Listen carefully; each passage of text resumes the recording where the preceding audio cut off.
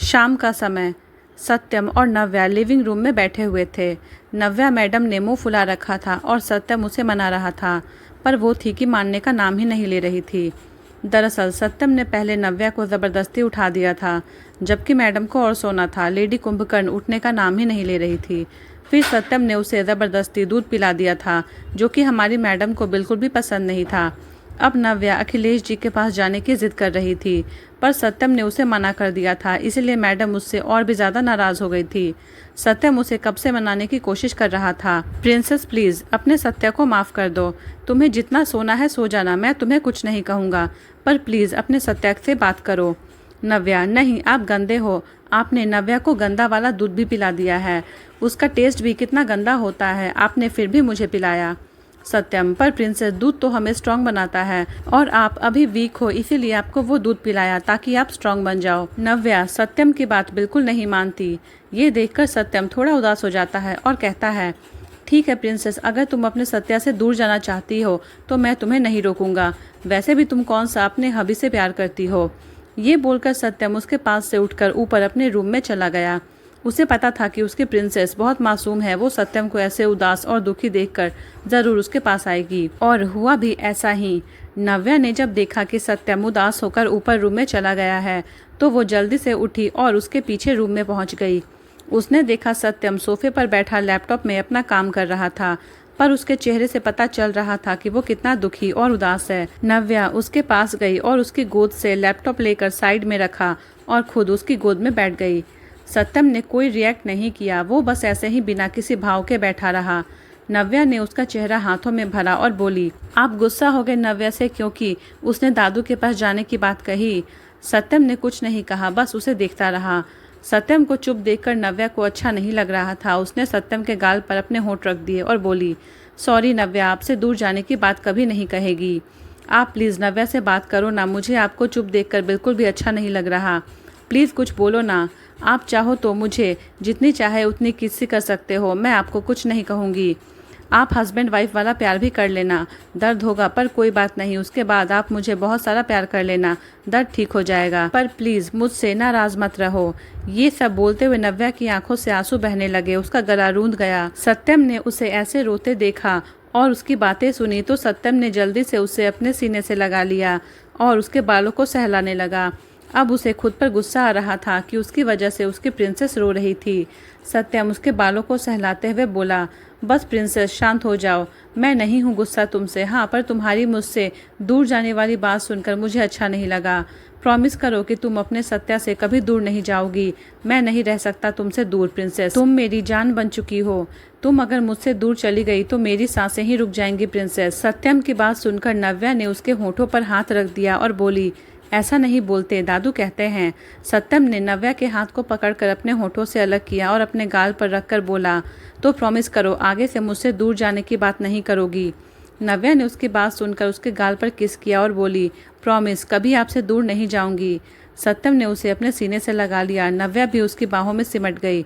नव्या को सत्यम का उससे गुस्सा होना, बात न करना बिल्कुल अच्छा नहीं लग रहा था। यहाँ सत्यम अपने एहसासों को समझ रहा था, वही नव्या अभी तक अनजान थी उसके एहसासों से, पर कुछ तो एहसास थे उसे सत्यम के लिए जो वो समझ पा रही थी। रात डिनर का वक्त, सब लोग डाइनिंग टेबल पर बैठे खाना खा रहे थे। शिवी आज बहुत शांत थी, जो राहुल को अच्छा नहीं लग रहा था। उसने बहुत बार शिवी से बात करने की कोशिश की, पर शिवी ने हर बार इग्नोर कर दिया। वहीं ज्योति ये देखकर मुस्कुरा रही थी। डिनर कर सब अपने अपने रूम में चले गए और सो गए, पर राहुल बहुत बेचैन था। उसके आंखों में नींद नहीं थी। उसे आज शिवी का व्यवहार बहुत अलग लग रहा था। वो याद करने लगा कि जब वो मिस सोना के पास मिलने गया था तब तो सब कुछ ठीक था। उसके बाद जब वो आया तो उसे ऐसा लगा कि शिवी उसके जाने के बाद रोई हो, क्योंकि उसने देखा था उसकी आंखें बहुत लाल थी। पर शिवी से पूछने पर उसने ये कह दिया कि उसकी आंखों में कुछ चला गया है। राहुल ने भी ज़्यादा ध्यान नहीं दिया और अपना काम करने लगा, पर तब से शिवी थोड़ा परेशान लग रही है। राहुल यही सब सोच रहा था कि अचानक उसके दिमाग में कुछ आया और उसने किसी को फ़ोन कर कुछ कहा और फ़ोन कट करके बेड पर बैठकर कुछ सोचने लगा और फिर खुद से ही बोला, शिवी, मैं तुझे परेशान नहीं देख सकता और इतना तो मुझे पता है कि तू कभी कोई छोटी मोटी बात की वजह से परेशान नहीं होती। ज़रूर कोई बात है। राहुल यही सब सोच रहा था जब उसके फ़ोन पर एक नोटिफिकेशन आई। उसने देखा कोई वीडियो आया है। उसने अपना फ़ोन लैपटॉप से कनेक्ट किया और वो वीडियो ओपन करके देखने लगा। जैसे जैसे वो वीडियो देख रहा था वैसे वैसे उसके चेहरे पर गुस्सा बढ़ता जा रहा था। वहीं दूसरी तरफ शिवी की आंखों में नींद नहीं थी। वो बस इधर उधर करवट लेकर सोने की कोशिश कर रही थी, पर नींद उसकी आंखों से कोसों दूर थी।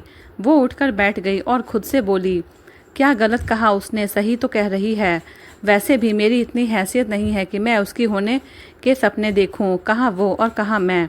वो उस चांद की तरह है जिसे मैं देख तो सकती हूँ पर उसे पा नहीं सकती। पर मैंने हमेशा उसे ही चाहा है, तब भी जब वो किसी और को चाहता था। हमेशा उसकी बेस्ट फ्रेंड बनी रही। ये बोलकर वो आज ऑफिस में जो हुआ उसको याद करने लगी।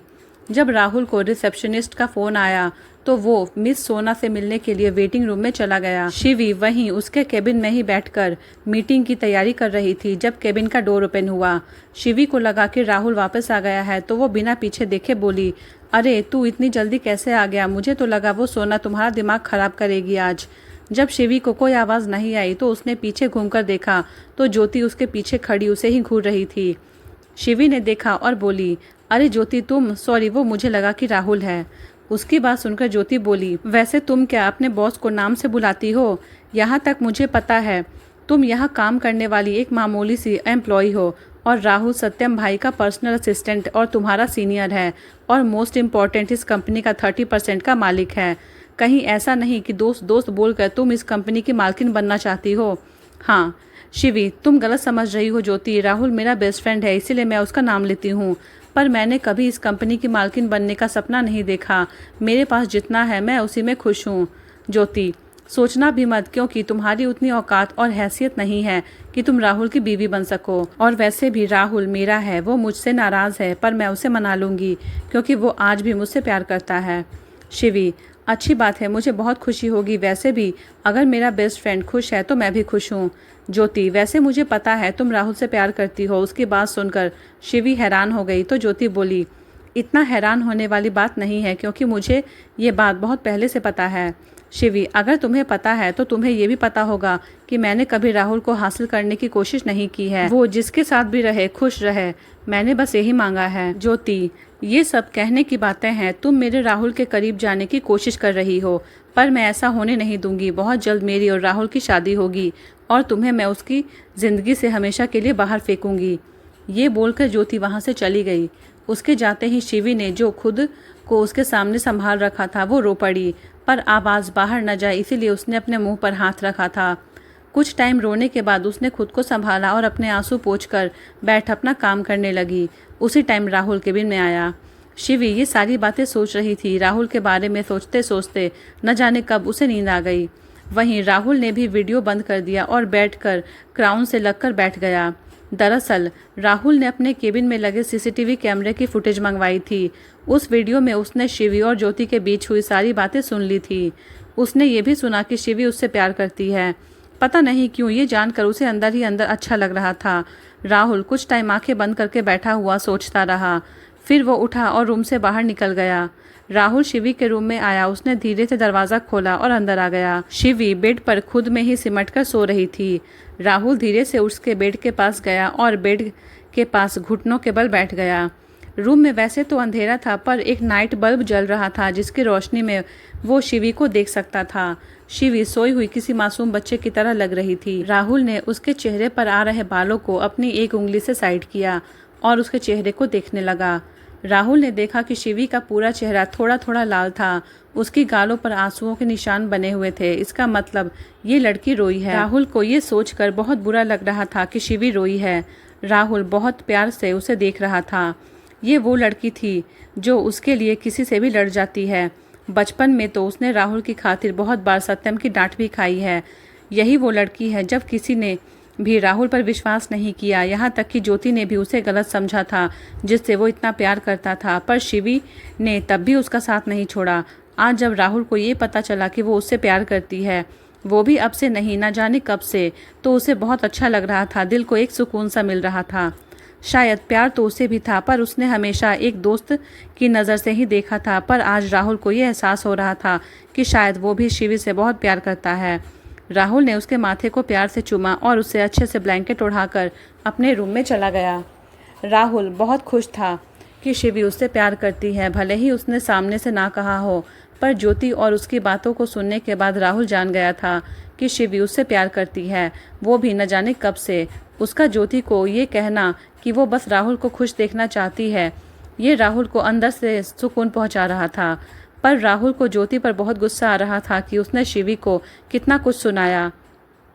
राहुल वो सब याद करके खुद से ही बोला, अब मैं तुम्हें कभी माफ़ नहीं करूँगा ज्योति, तुमने जो मेरे साथ किया उसके लिए चाहे मैं तुम्हें माफ़ कर भी दूँ, पर जो तुमने शिवी के साथ किया है उसके लिए तुम्हें कभी माफ़ी नहीं मिलेगी। शिवी के बारे में सोचते सोचते ही राहुल की आंखें लग गई थी। अगली सुबह सत्यम की आंख खुली तो उसने देखा कि नव्या उसके ऊपर सोई हुई थी। उसका चेहरा सत्यम के चेहरे के बिल्कुल पास था। उसे अपने चेहरे पर नव्या की गर्म सांसें महसूस हो रही थी। उसकी नज़र नव्या के होठों पर ठहर गई। सत्यम का गला सूखने लगा। उसने धीरे से अपना चेहरा नव्या के चेहरे के पास किया। अब दोनों के होंठ आपस में टच हो रहे थे। सत्यम सोच ही रहा था कि नव्या को किस करे या ना करे, क्योंकि उसकी प्रिंसेस नींद में थी। वो उसकी नींद खराब नहीं करना चाहता था। अचानक नव्या ने उसके होठों को अपने होठों के बीच में ले लिया और उसे किसी कैंडी की तरह चूसने लगी। सत्यम की आंखें हैरानी से बड़ी हो गई। उसने नव्या की तरफ देखा जो नींद में ही उसके होठों को किसी लॉलीपॉप की तरह चूस रही थी। सत्यम को बहुत हंसी आ रही थी और अच्छा भी लग रहा था। उसने नव्या को अपने आप से दूर नहीं किया, जो वो कर रही थी वो करने दिया। अचानक सत्यम की आंखें दर्द की वजह से बंद हो गई, क्योंकि उसकी प्रिंसेस ने उसके नीचे वाले होठों को अपने दांतों के बीच में दबा लिया था। सत्यम को दर्द हो रहा था, पर उसने नव्या को नहीं रोका। उसके होठों से खून आने लगा था। जब नव्या के मुंह में खून का टेस्ट गया तो उसकी आंखें खुल गई। उसने देखा कि सत्यम के होंठ उसके दांतों के बीच में हैं, जिसे वो नींद में ही किसी लेग पीस की तरह चबा रही थी। नव्या ने सत्यम के होठों को छोड़ दिया और उसके पेट पर बैठ गई। उसने देखा सत्यम के होठों से खून आने लगा था। ये देखकर नव्या की आंखों में आंसू आ गए। सत्यम, जो नव्या की हलचल की वजह से आंखें खोलकर उसे देख रहा था, उसने जब नव्या की आंखों में आंसू देखे, उसने जल्दी से नव्या को खींचकर वापस से खुद पर लिटा लिया और उसके बालों को सहलाते हुए बोला, क्या हुआ प्रिंसेस, आप रो क्यों रही हो? नव्या ने उसकी तरफ देखा और रोते हुए बोली, मेरी वजह से आपको चोट लग गई, आपके होठों से खून निकल रहा है। सत्यम, रिलैक्स प्रिंसेस, मैं ठीक हूँ। नव्या, पर आपके होठों से अभी भी खून निकल रहा है, आपको दर्द हो रहा होगा ना? सत्यम, नहीं प्रिंसेस, दर्द नहीं है, पर अगर फिर भी तुम इसे ठीक करना चाहती हो तो तुम मुझे किस कर लो और ठीक हो जाएगा। सत्यम की बात सुनकर नव्या ने उसकी तरफ देखा और अपनी आंखों को टिमटिमाते हुए मासूमियत से बोली, सच्ची, मैं अगर आपको किस करूँगी तो ये ठीक हो जाएगा? सत्यम, हाँ। उसकी बात सुनकर नव्या खुश हो गई और उसने ऊपर उठकर सत्यम के होठों को अपने होठों से छुआ और पीछे होकर उसके होठों को देखते हुए बोली, पर ये तो ठीक नहीं हुआ, मैंने तो किस भी किया था, इसमें तो अभी भी ब्लड निकल रहा है। सत्यम को नव्या पर इस टाइम बहुत प्यार आ रहा था। सत्यम उसके गाल को अपने अंगूठे से सहलाते हुए बोला, मुझे लगता है तुमने अच्छे से किस नहीं किया था, जैसे मैं करता हूँ, तुम भी वैसे ही करो, शायद फिर ये ठीक हो जाए। नव्या, सच्ची? सत्यम, हाँ। नव्या ने एक पल सोचा और फिर धीरे से सत्यम के होठों पर अपने होठ रख दिए। अब उसे किस करना तो नहीं आता था, पर उसने सत्यम के नीचे वाले होठों को, जिससे खून निकल रहा था, अपने होठों के बीच में लिया और सक करने लगी। अपनी जान के कोमल होठों को अपने होठों पर महसूस करके सत्यम का कंट्रोल उससे छूटने लगा था। उसका मन कर रहा था कि वो नव्या के होठों को बेतहाशा चूमे, पर वो फिर अपनी जान की प्यारी सी किस को मिस कर देता। इसीलिए सत्यम ने कोई रिएक्ट नहीं किया। वो बस आंखें बंद किए अपनी जान को महसूस कर रहा था। नव्या ने लगभग 15 मिनट सत्यम के होठों को किसी कैंडी की तरह सक किया। जब उसे अपने मुंह में ब्लड का टेस्ट आना बंद हो गया, उसने सत्यम के होठों को छोड़ दिया। नव्या गहरी सांसें लेते हुए सत्यम के होठों को देख रही थी। जब उसने देखा कि उसके होठों से खून निकलना बंद हो गया है, तो वो खुश होकर सत्यम की तरफ देखकर बोली, सत्या, ये देखो, मैंने इसे ठीक कर दिया, अब ब्लड नहीं आ रहा है। सत्यम ने आंखें खोलकर नव्या की तरफ देखा, जो चहकते हुए उसके होठों को देख रही थी, पर सत्यम का मन अभी भी नव्या को किस करने से भरा नहीं था। वो नव्या को बेतहाशा चूमना चाहता था। जब उससे कंट्रोल नहीं हुआ तो उसने नव्या को एक झटके से पलट दिया और खुद उसके ऊपर आ गया। उसने नव्या के दोनों हाथों को पकड़ा और सिर के ऊपर कर बेड पर प्रेस कर दिया। नव्या तो उसके ऐसा करने से हैरान रहकर उसे देखने लगी। सत्यम ने उसे अपनी तरफ ऐसे करते हुए पाया तो बोला, sorry princess, but I can't control my self. ये बोलकर नव्या के कुछ बोलने या समझने से पहले ही सत्यम ने नव्या के होंठों को अपनी गिरफ्त में ले लिया था और उसके होंठों को सक करने लगा। नव्या को तो कुछ समझ ही नहीं आ रहा था कि उसके साथ क्या हो रहा है, पर जब उसे समझ आया तो वो सत्यम को खुद से दूर करने की कोशिश करने लगी, पर सब बेकार था क्योंकि उसके दोनों हाथों को सत्यम ने पकड़ रखा था। नव्या ने अपना चेहरा हिलाने की बहुत कोशिश की, पर सत्यम ने उसके दोनों हाथों को छोड़ दिया और उसके चेहरे को पकड़ लिया। नव्या अपने छोटे छोटे हाथों से सत्यम के कंधों पर मार रही थी, पर सत्यम टस से मस नहीं हो रहा था। हार कर नव्या ने कोशिश करना छोड़ दिया और शांत होकर सत्यम जो कर रहा था वो करने दिया। बहुत टाइम तक सत्यम उसके होठों को बेतहाशा चूमता रहा। जब उसे एहसास हुआ कि नव्या को सांस लेने में दिक्कत हो रही है तो उसने उसके होठों को आज़ाद कर दिया। सत्यम ने नव्या के सिर को अपने सिर से जोड़ लिया। दोनों लंबी लंबी सांसें ले रहे थे। तेज सांसें लेने की वजह से नव्या का सीना सत्यम के सीने से टकरा रहा था। ये महसूस कर सत्यम की बॉडी गर्म हो रही थी। उसे अपने शरीर में हलचल महसूस हो रही थी। उसने नव्या की गर्दन में अपना चेहरा छिपाया और खुद को कंट्रोल करते हुए बोला, जान, मैं और खुद को कंट्रोल नहीं कर सकता। तुम मुझे पागल कर रही हो। मैं तुम्हें बहुत सारा प्यार करना चाहता हूँ, तुम्हें पूरी तरह से अपना बनाना चाहता हूँ। नव्या को सत्यम की बातें समझ नहीं आ रही थी, पर उसने सत्यम को ऐसे तेज तेज सांसें लेते देखा तो उसके बालों में अपनी उंगलियां फिराने लगी। सत्यम ने ये महसूस किया तो उसे बहुत सुकून मिल रहा था। वो अपनी आंखें बंद किए बस अपनी जान को महसूस कर रहा था और खुद को शांत कर रहा था। राहुल तैयार होकर नीचे आया तो देखा कि शिवी सर्वेंट के साथ मिलकर डाइनिंग टेबल पर नाश्ता लगा रही थी। राहुल के मन में कल की बातें चलने लगी। वो प्यार से शिवी को देखते हुए उसके पास आया और उसका हाथ पकड़कर बोला, ये क्या कर रही हो तुम? शिवी ने उसकी तरफ देखा और बिना भाव के बोली, कुछ नहीं, बस नाश्ता लगा रही हूँ। राहुल, पर इस काम के लिए तो सर्वेंट है ना, तो तुम ये क्यों कर रही हो? शिवी ने उससे अपना हाथ छुड़वाया और फिर अपना काम करते हुए बोली, मैं भी एक सर्वेंट की बेटी हूँ, तो इस नाते मैं भी सर्वेंट ही हुई ना। उसकी बात सुनकर राहुल को बिल्कुल अच्छा नहीं लगा, पर उसे पता था कि शिवी कल की बातों की वजह से ऐसा कर रही है। वो कुछ बोलने को हुआ तभी पीछे से ज्योति की आवाज़ आई। ज्योति सही तो बोल रही है, वो आफ्टर ऑल वो तो इस घर की सर्वेंट ही है। उसकी बात पर शिवी ने कुछ नहीं कहा, बस उसका चेहरा देखकर कोई भी बता सकता था कि उसे ये बात कितनी बुरी लगी है। राहुल ने एक नज़र उसे देखा और फिर शिवी का हाथ पकड़कर ज़बरदस्ती अपने पास वाली चेयर पर बिठाते हुए बोला, वो मुझे नहीं पता, मुझे बस इतना पता है कि ये लड़की मेरी बेस्ट फ्रेंड है जो मेरे लिए कुछ भी कर सकती है। बचपन से अब तक ये मेरे लिए सबसे लड़ती आई है। कोई मुझे कुछ कह दे, ये उसे जान से मारने तक को उतराती है। ये वही लड़की है जिस पर मैं आंख बंद करके भरोसा कर सकता हूँ। बेशक किसी धोखेबाज ने मेरा भरोसा बुरी तरह से तोड़ा है, पर इस दुनिया में मैं सबसे ज़्यादा भरोसा इसी पर करता हूँ। भरोसा तोड़ने वाली बात राहुल ने ज्योति को घूर कर कही थी, जिसे सुनकर ज्योति ने अपना चेहरा फेर लिया। तभी राहुल फिर शिवी की तरफ देखकर बोला, और रही बात एक सर्वेंट की बेटी होने की, तो मुझे फ़र्क नहीं पड़ता क्योंकि मैंने और इस घर ने काका को कभी सर्वेंट समझा ही नहीं है। हमारे लिए वो हमेशा से इस घर के सदस्य रहे हैं और वो मेरे लिए मेरे बाबा जैसे हैं। मैंने कभी अपने बाबा को नहीं देखा, पर पापा, सत्यम के पापा भी मुझे जल्दी छोड़कर चले गए, पर बाबा ने हमेशा मुझे एक पिता की तरह प्यार दिया है, इसीलिए मेरे लिए वो मेरे पापा जैसे हैं। उसकी बात सुनकर शिवी उसे एकटक देख रही थी। उसकी आंखों से आंसू बह रहे थे। वहीं पीछे खड़े अविनाश जी और सत्यम भी खुश थे। राहुल ने शिवी के आंसुओं को साफ किया और प्यार से बोला, तू ना ऐसे रोते हुए बिल्कुल भी अच्छी नहीं लगती, तू ना झगड़ा करते हुए अच्छी लगती है, तो वही किया कर। उसकी बात सुनकर शिवी मुस्कुरा दी और अपनी गर्दन को हाँ में हिला दिया। अविनाश जी आगे आए और उन्होंने राहुल के सिर पर हाथ फेरा और बोले, अविनाश जी, इसीलिए मुझे दोनों पोतों पर गर्व है क्योंकि वो लोग सबको बराबर समझते हैं। ये बोलकर उन्होंने सत्यम की तरफ देखा। सत्यम भी आगे आया। वैसे तो वो ज़्यादा किसी से बात नहीं करता था, पर उसने शिवी के सिर पर हाथ रखा और बोला, तुझे मैंने सिर्फ बहन कहा नहीं है, माना भी है, तो तू बेझिझक जैसे चाहे वैसे यहाँ रह सकती है, और खबरदार अगर खुद को सर्वेंट कहा तो। शिवी उसकी तरफ देखकर मुस्कुरा दी, पर ज्योति का चेहरा गुस्से से लाल हो गया था। सब लोग अपनी अपनी सीट पर बैठ गए। शिवी फिर खाना सर्व करने को हुई तो राहुल ने उसका हाथ पकड़कर बिठा लिया और बोला, चुपचाप बैठ, खाना सर्वेंट कर देंगे। शिवी, अरे मैं खाना सर्व नहीं कर रही और तुझे तो बिल्कुल भी नहीं। भगवान ने तुझे हाथ दिए हैं, खुद ले ले, बड़ा आया गोरिल्ला कहीं का। उसकी बात सुनकर बाकी सब मुस्कुरा दिए। वहीं राहुल का मुंह बन गया।